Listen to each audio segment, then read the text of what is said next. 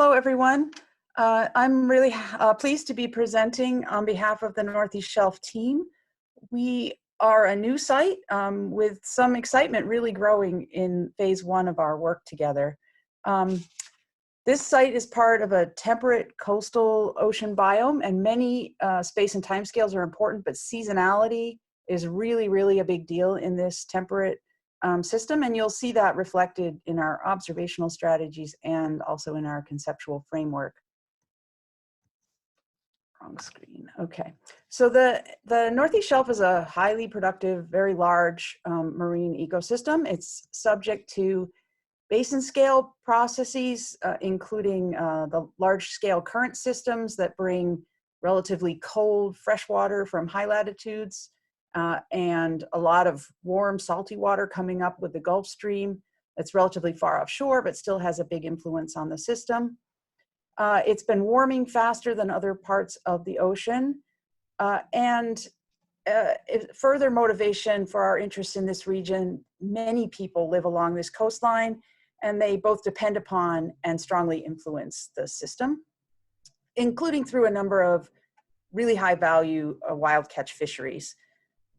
This kind of productivity, of course, depends on planktonic food webs, and our goals are to understand and predict how these food webs change in response to changes in the physical environment, and how those changes in turn impact ecosystem productivity, including at higher trophic levels. We look for differences in the states of planktonic communities and food webs, and in our conceptual framework, we're working to connect those to our understanding of the important physical processes in the region, everything from stratification, currents, exchanges with the deeper slope waters, advection, all of these things that come together to influence things like light, nutrients, patchiness, water mass movement, important in this system. So a foundation of our approach to characterizing spatial and temporal variability is looking at the details of plankton communities. The Northeast Shelf is a beautifully dynamic system. Some examples from our phytoplankton observations at our nearshore cabled observatory site emphasize the intense seasonality at population scale. This is the cyanobacterial Picoplankton Synechococcus. This is the dominant small phytoplankton in this system. These cells are about 1 micrometer in diameter, and they're extremely abundant in late spring and summer.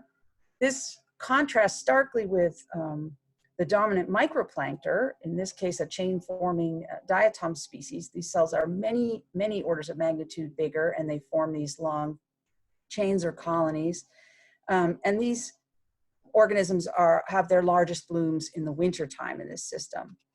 So I think for those of you used to thinking about terrestrial ecosystems, I have to emphasize that this kind of seasonal change is really dramatic. You might think of it being analogous to succession between grassland and woodland happening every single year. So in our phase one work, we've been focusing on moving beyond this single location time series and bringing the same kinds of observational strategies across the full shelf system with quarterly research cruises. This is a very wide continental shelf, so these transects that we're occupying are about 100 miles long. And this work is showing some cross-shelf and seasonal patterns that are quite systematic and build on our understanding from the nearshore time series. The picoplankton are increase in abundance in the warmer offshore waters in winter, and consistent with the nearshore site, they really love summer conditions, while the diatom community is showing its highest biomass near shore and in the winter. Now that we're able to document these patterns in community structure, the challenge that we're facing is connecting those to ecological consequences and productivity. So on our cruises, we're tackling this in a few ways. Targeted shipboard incubation experiments are showing relatively high phytoplankton division rates along the x-axis here, especially in the summertime. And then really intriguing patterns where grazing rates herbivorous protists, shown on the y-axis, they seem tightly coupled in the winter time with the primary producers and much less so in the summer. We're also using gas tracers, oxygen-argon ratios, and oxygen isotopes to explore productivity patterns with higher resolution across the shelf. Gross primary production tends to be relatively low in the winter time, with a higher proportion transferred through to net community production on the roughly mesoscales that these gas tracers apply to. While in summer, the pattern is more consistent with efficient recycling within the plankton at these scales.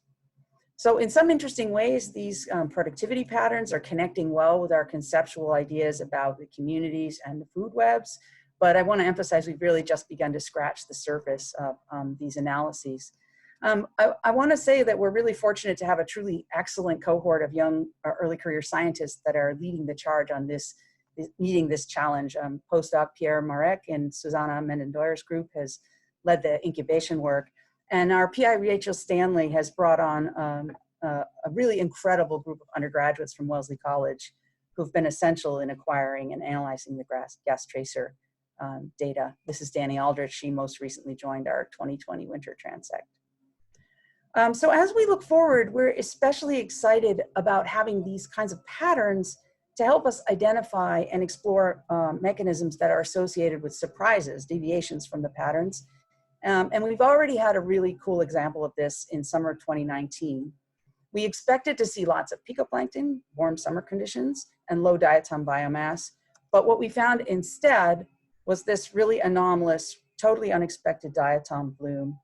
The bloom extended across the shelf, and it was associated with very high and variable rates of net community production. The plot has thickened as we looked more carefully at this bloom. It was associated with a chain-forming diatom species that in turn we found was harboring nitrogen-fixing symbionts. So this is a completely unexpected, for in our conceptual framework, nutrient source to the ecosystem and a deviation in community structure. Recent analyses by Ke Chen have shown that water temperatures this summer were incredibly high, much higher than usual. And that we are now thinking that the intense warm conditions and high stratification favored this kind of bloom that we haven't seen before. And possibly this will be more frequent as summers continue to warm going forward. And we want to explore the ways this impacts the food web. I'll just end by saying that at the same time, our scientific excitement has been growing around some of these topics. Our schoolyard program has also been gaining momentum under the great leadership of Annette Brickley. And it's been really fun to see that as our interest in food webs in the region has grown, it's been contagious and widespread among even our youngest participants in the schoolyard. Thanks. Thank you, Heidi.